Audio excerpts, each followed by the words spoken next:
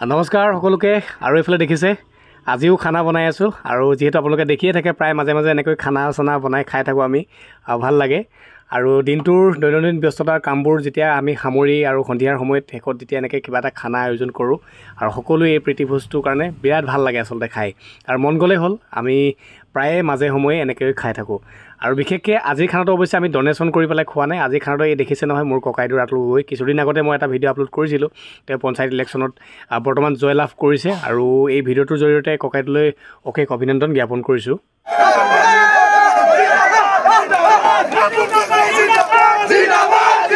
ইতিমধ্যে অসমৰ সকলো ঠাইতে গাঁও পঞ্চায়তৰ ইলেকশ্যন হৈ গ'ল আৰু ৰিজাল্টটো দিলে গতিকে যিসকলে নতুনকৈ জয়লাভ কৰিছে তেওঁলোকলৈ অভিনন্দন জনাইছোঁ তেওঁলোকে যাতে নিষ্ঠা আৰু সততাৰে কাম কৰি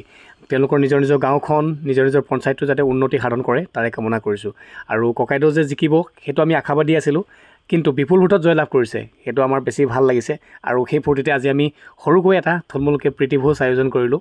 এইখিনিতে এটা কথা কৈ থওঁ ভিডিঅ'টো কিন্তু আজিৰ নহয় যোৱাকালিৰে হয় মইহে এডিট কৰি পেলাই দিবলৈ টাইমেই পোৱা নাই আৰু এই চব্জিখিনি যেতিয়া বনাই আছিলোঁ তেতিয়া সময় হৈছিল 12টা ৰাতি 12টা মানে আমাৰ খানাটো আয়োজন কৰোঁতে বহুত দেৰি হৈ গ'ল আৰু ল'ৰাবোৰৰ কথা জানেই নহয় কোনেও কাৰো কথা নুশুনে চব নিজৰ মৰ্জিমতে কৰে গতিকে ইটো সিটো কৰি পেলাই আয়োজন কৰোঁতে 12টা বাজি গ'ল আৰু 12টা বজালৈ এতিয়া চব্জিটো প্ৰায় হৈছেগৈ আৰু ভাত বনাবলৈ কিন্তু আছেই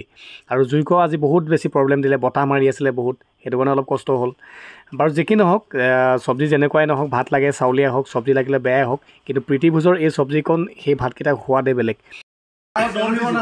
ফাইনেলি ভাতটো আমাৰ এতিয়া বনিছে এইফালে চব্জি দেখিছে হ'ল আৰু ল'ৰাখিনি বহি আড্ডা মাৰি আছে ভাতলৈ খাম আৰু এতিয়া টাইম 12টা বাজি পাৰ হৈ গ'ল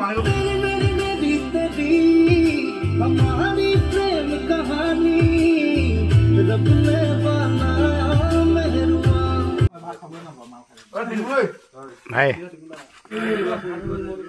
এইটো আজি আমাৰ খানাৰ ভাত ভাতটো ভাল হৈছে কোটা কেনে লাগিছে একদম ভাতটো বঢ়িয়া গৰম হৈছে খাব পৰা নাই শাকটো কেনেকুৱা শাকটো নিজে বনাইছোঁ ভাই তুমি কোৱা কেনেকুৱা লাগিছে এই বঢ়িয়া বঢ়িয়া ভাতটো আমাৰ খানা এনেকুৱা এতিয়া 12:30 ধোঁৱা চোৱা আহি আছে ৰাতি 12:30 আমাৰ খানা এনেকুৱাই মানে এইখনে বিৰাট সুখ মানে নোপোৱা সুখ এইফালে চবকে এবাৰ দেখাই দিয়ে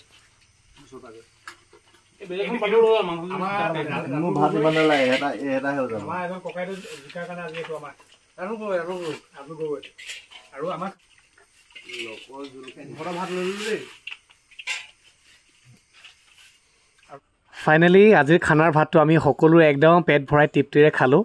আৰু অৱশ্যে এটা কথা ঘৰত লাগিলে মাছ মাংস যিয়ে বনাই নথওক কিন্তু সকলোৰে লগত বহি এনেকৈ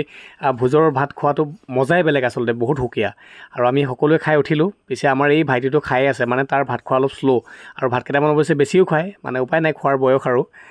বাকী যিয়ে নহওক এতিয়া খাই বৈ হ'ল যেতিয়া চাফাটো কৰিবই লাগিব কাৰণ যিহেতু মোৰ দোকানৰ আগতে আৰু যদি চাফা তাফা কৰি নথওঁ অহা কাইলৈতো গালিৰ বৰষুণ পৰিব মোৰ ওপৰত গতিকে আমাৰ ভাইটিকেইটা অৱশ্যে খাই যেনেকৈ কামো কৰে তেনেকৈ সেইটো কামত কোনো গাফিলতি নকৰে সেইটো ভাল লাগে আৰু এইবোৰ চব চাফ চিকুণ কৰি আজি আমাৰ খানাটো ইমানতে জৱনিকা পৰিল চ' ভিডিঅ'টো চাই থকাৰ কাৰণে আপোনালোকক বহুত বহুত ধন্যবাদ জনালোঁ